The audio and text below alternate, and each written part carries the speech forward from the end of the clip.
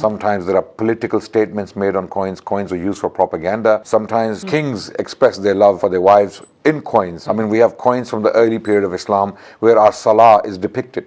Right. Yeah, on a coin from 74 Hijri. I believe Chester Beatty Library has one of the greatest collections of Islamic manuscripts in the world outside of the Middle East. Muslims who live in Ireland in particular, you really have to behold, as they say, this particular collection. History is by default an obligation upon Muslims. Verily, indeed, Safa and Marwa are from the signs of Allah. Right. What sign is there? The sign is compassion. Kindness, compassion, generosity, mercy will always live, and it is long lasting, while oppression, injustice will crumble, will die, will perish in this life, and in the hereafter it will be a cause of disgrace. It's a catastrophe that people who study Islamic literature, for example, they don't take the lessons from those stories. When it comes to the recent escalation in regards to what's happening in the Middle East, Israel and Palestine, as you're a historian, if you can tell us about some of the history with regards to the Jews and the Muslims. Look, the Quran tells us that the Israelites were a chosen people of God. There were two categories, two types of people. Those who believed in the prophets and followed them, and those who rejected the prophets and started to kill them.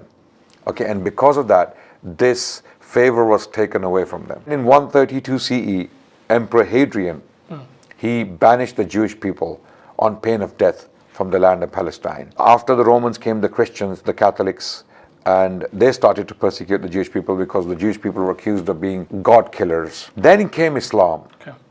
In the 7th century.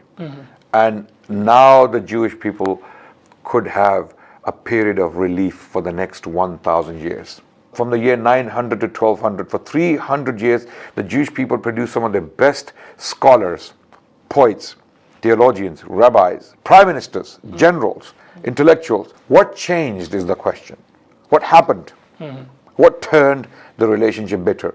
An extreme hatred of the Jewish people gave rise to another extreme reaction called Zionism. Right. Okay, Zionism is not the doing of Orthodox Jewish rabbis, or it is not a product of Judaism necessarily. The peak of that anti-Semitism appeared during the Holocaust. The Germans, they managed to kill 6 million Jews.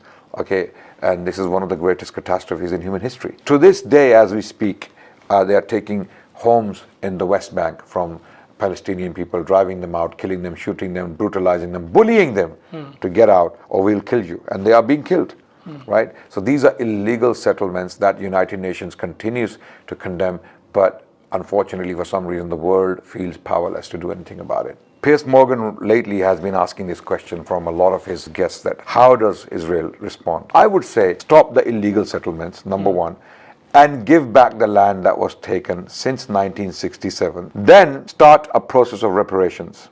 All those Palestinians who were killed, brutalized, and the children are still refugees in their own territory.